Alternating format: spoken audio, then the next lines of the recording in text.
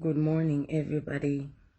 Facebook people, Instagram people, Twitter people, everybody that's on social media. My name is Rachel Bota. I come from Zambia. I live in the Netherlands now for almost 8.5 years. Yeah, I have 3 boys. Just had a baby recently, a couple of weeks old now. I'm here making this video because of something that's very important and that's been bothering me for a long time now. And all this while I've just been sitting on it and just trying to see if it's going to go away and that I'm able to move on with my life, but it's been very difficult. Last year in the end, 2019, I recently lost my mother just at the end of the year, we should say so. And after that, I lost my grandmother, which was very, very hard for me because I'm very far away from my family. I got to go for the funeral, but it was still hard because, yeah, family is important, as we all know. The reason why I'm making this video is because I want to tell my story, and I'm hoping that somebody is gonna watch this, and I'm hoping that somebody is gonna listen and maybe do something about it, because it's been bugging me for 2 years now. I'm gonna put my phone down. When I arrived in Holland, first I came to Holland because I fell in love with a Dutchman when we were working together in Zambia. And I decided, okay, he doesn't move, I will move this side for him. And I'm very happy. I love my husband, I love my family. I moved here for him, especially just for him, because I could have my family and my life, everything in Zambia, but I came here because I love my husband and I wanted to start a life, and I wanted to raise our children in an environment where we both feel like, okay, we agree on this position. I moved here to Holland, and it was not easy because you had to learn the language first before you could even do anything. I did. I learned the language. I went to school. I got an education, got a diploma in the Zorro, and I started working in the healthcare.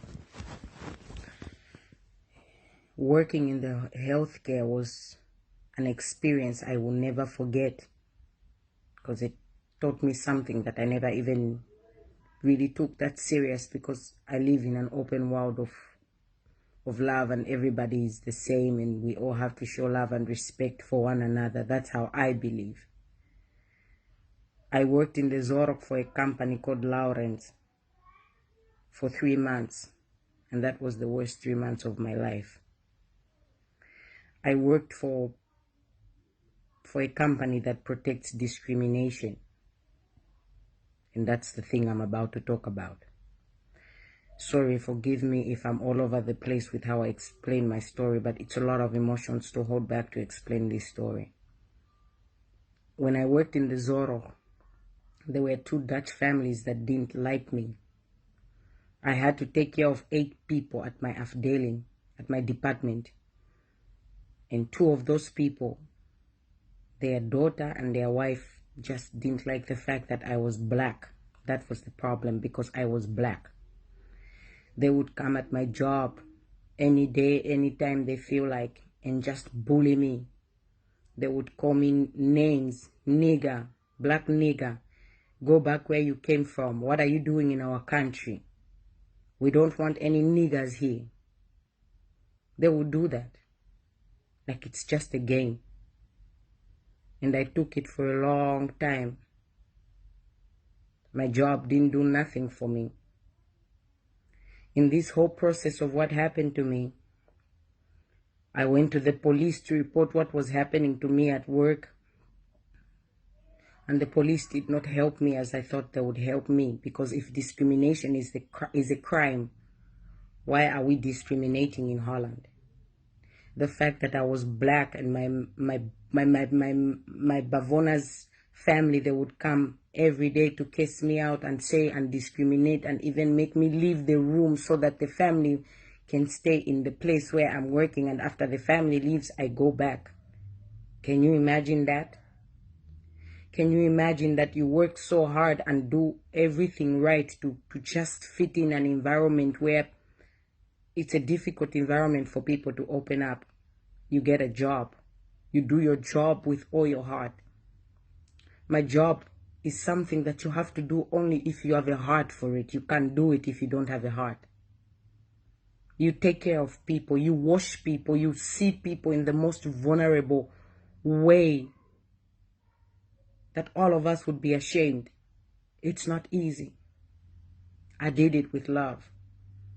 And if somebody would be in the hospital because they were extremely sick and they needed to be admitted, I would be there leaving my kids at home, going to get on a train or a bus just to connect so I can go on the other side of town to visit the people I take care of, because that's how much love I have for it. But it broke me. I was discriminated in the most embarrassing and humiliating way in the world that you could ever think of. And all that entire time, my boss, my team leader would tell me, don't respond to this family when they are cursing you out because you are African, and if you respond, they're going to think you're aggressive. I believed that. I never responded. I stood right in front of the people that were insulting me and didn't say nothing when I was discriminated. When you watch Facebook and social media about how people and discrimination is going on around the world, it's so unbelievable to actually think that it will happen to you.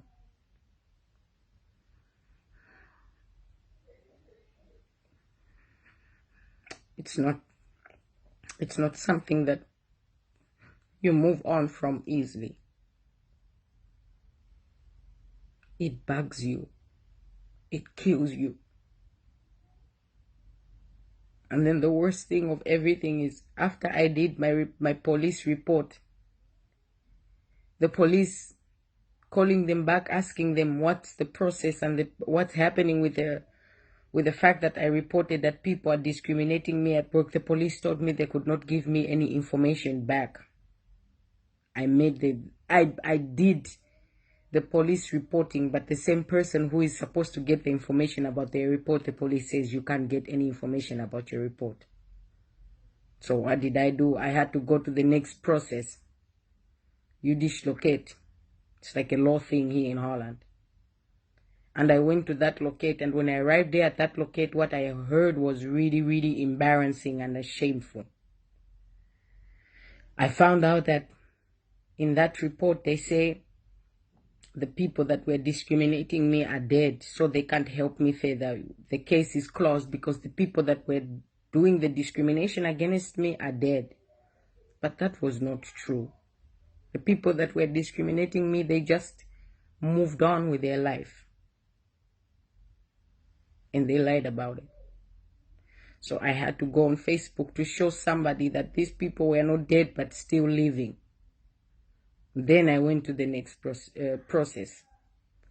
And the next process was to go to the Frackvisor, like the government shop where you just go shop for everything, information, help, what you need and what you need to understand. So I went to the Frackvisor. And with that man showing him on Facebook about the information of the people living, he opened the case again. He asked the Office van Justitie, the official van justice, to open the case. And they opened the case again. And I kept going with this case. I thought, now it's open. I'm going to push to make sure that I get my justice and justice is served. What happened there was the worst thing. We got to sit down with people from the company to sort this thing out, to talk so they can hear what really happened. And when I went there, the company, Lawrence itself, didn't even have the papers that they were giving me, making me things to sign. That's something I forgot. They were making me sign papers, scaring me to not talk public about this. I made videos as evidence so that the world, you people out there, could see how black people and other people from other cultures are treated. I made the video. And my boss called me for a meeting and said, you have to delete that video that you made. And all of this was done out of manipulation. My boss asked somebody to come and talk to me so they could just get information out of me and not to help me with my psychological problem of the fact that I was discriminated. So what did I do? I went on. And when I spoke to those people from my work, the group of the bosses, the management, when I spoke to all of those people, they didn't know what was happening in some things. They didn't even have the right information for. In some things were lies. The company just, they made it look like they've done everything to help me and protect me, but which was never right. The biggest problem is that I had to quit my job and stop loving the thing that I went to school for in this country. And that broke me. That made me feel like I was nothing. Here I am, just had a baby. Instead of being so happy and only having the greatest happiness of emotions, the other emotion of just being treated like that just comes back on top. I'm waiting 2 years here for this case. The Dutch government knows that the company made a mistake. The police knows that this was not right. Society says it doesn't agree with discrimination. But yet nobody does anything about it. Today I decided to make a video both in English and Dutch. And I'm gonna share it on Facebook because I wanna hear what all of you think. I wanna understand. As a Zambian, I know that there are Dutch people living in my country and they do have a better life than I do, because Zambian people are gonna be more kind and open no matter what. They will open the door for you. Because cultural people are all about together. We are not perfect, but we don't judge to that extreme.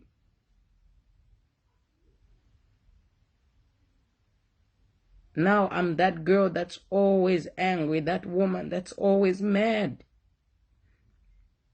that looks at her husband and thinks, why would people treat me like that? And you married me. We don't see no race, but other people still race. You can't answer other people's question, but you can answer your own question. If I help you and I don't see that you're white and I'm taking care of you, doing what I need to do for you, what's the problem with you seeing that I'm black? What's that? I'm speechless. I'm numb. Broken. I just didn't lose a job. I lost the best side of me.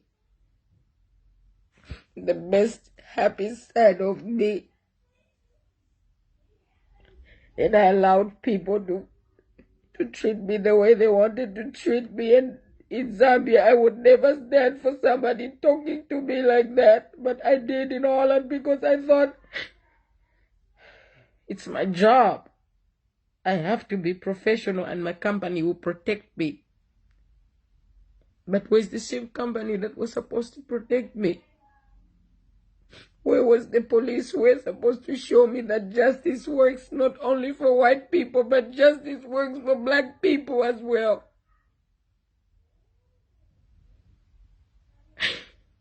And everybody is running around playing games and playing tricks and not telling the truth.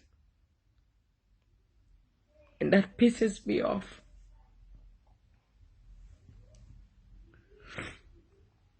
It pisses me off. Because I didn't ask for it. Neither did I deserve it.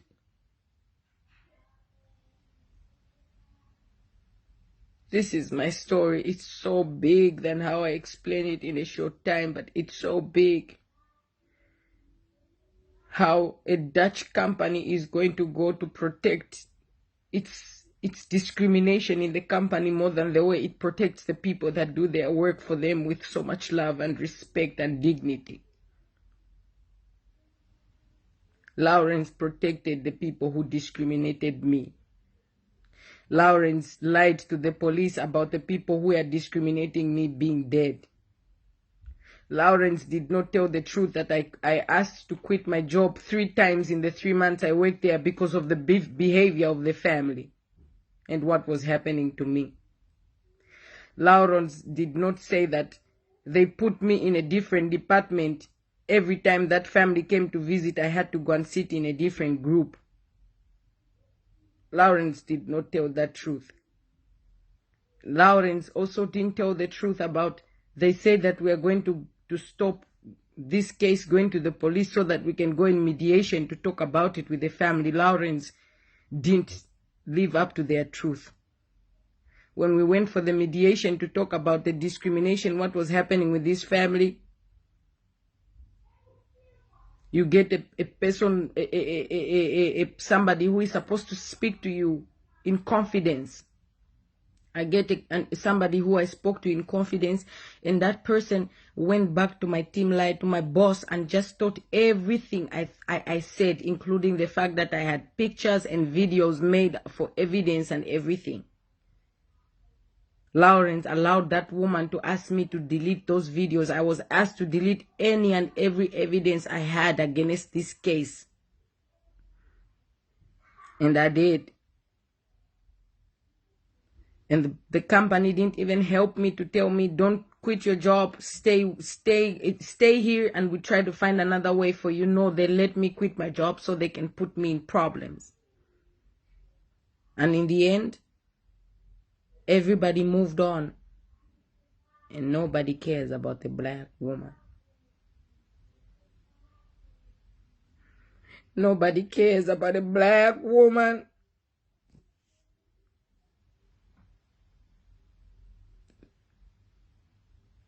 The story of a black woman is always trying to fight, proving, breaking chains and breaking walls. And she can break a lot of them, but when you break her, it takes the hugest one. You break her and she's just down like that.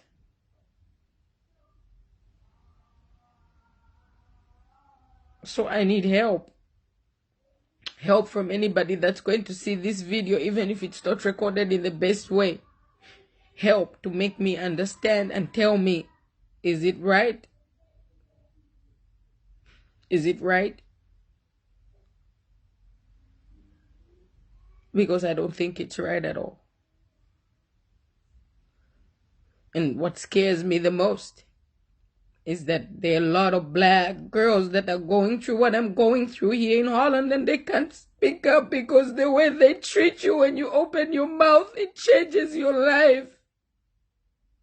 Instead of being the victim, you become the enemy. They don't want to accept that discrimination is going on. They do everything they can do to protect discrimination here.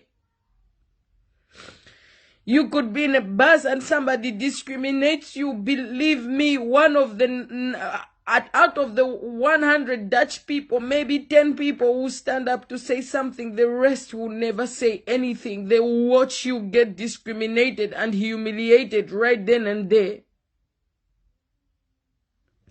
They say don't mind other people's business. Keep it to yourself.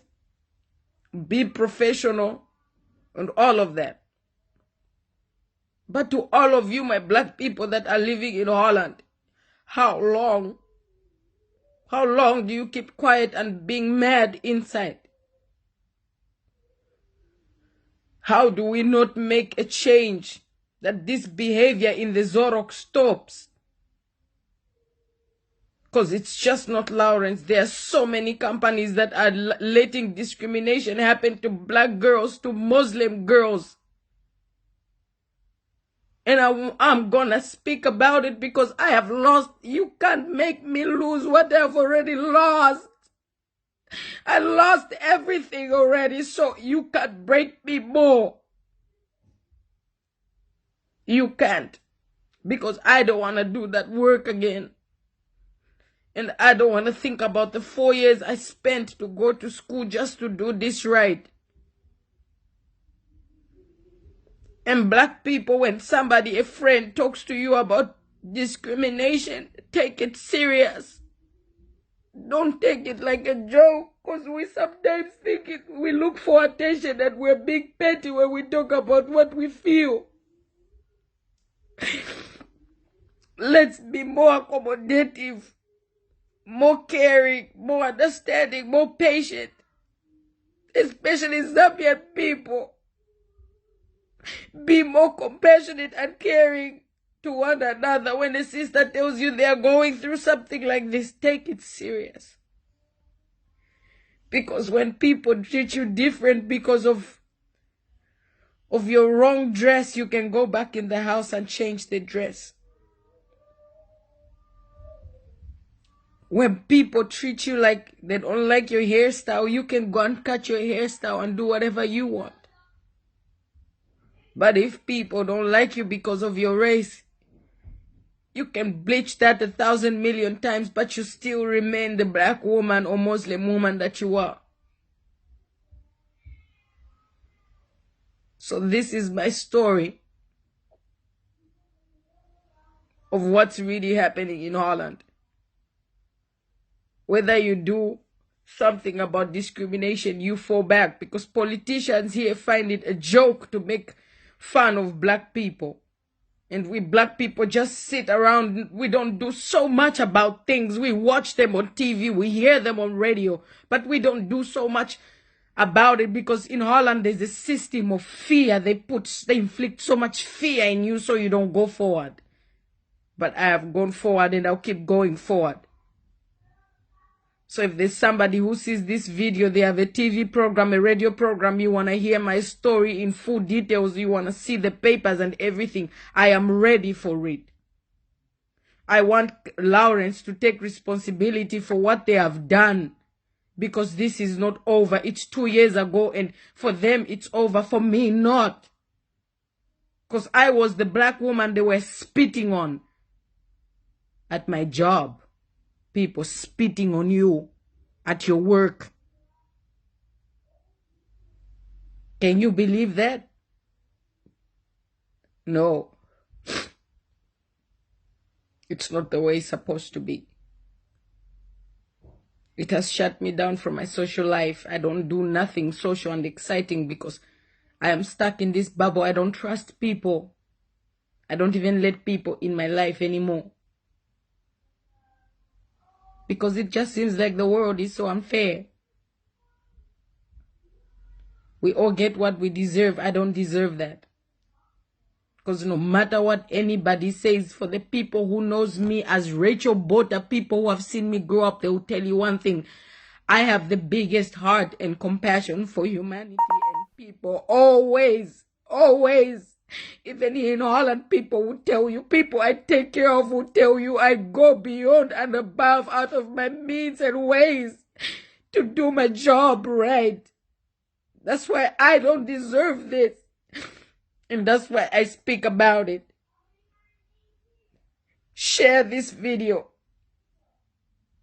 Maybe there are other black people who want to talk to me, and together we can go in front and try to change this mentality, this behavior of treating black people like shit in the Zorok, and then everybody says, "Yeah, mut need personal look antreka." Don't take it too personal. When somebody is attacking you on your race, that's personal.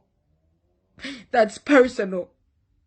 If you say you don't like me because I'm black, that's personal. I don't have a problem with myself being black. And if you have a problem with me being black, that's your problem. You hear me? That's your problem. Keep that problem to yourself. Don't bring it here. Don't do everything you need to do to break me, because you can't fix yourself. That's the problem. This discrimination going on around the world, I know about it.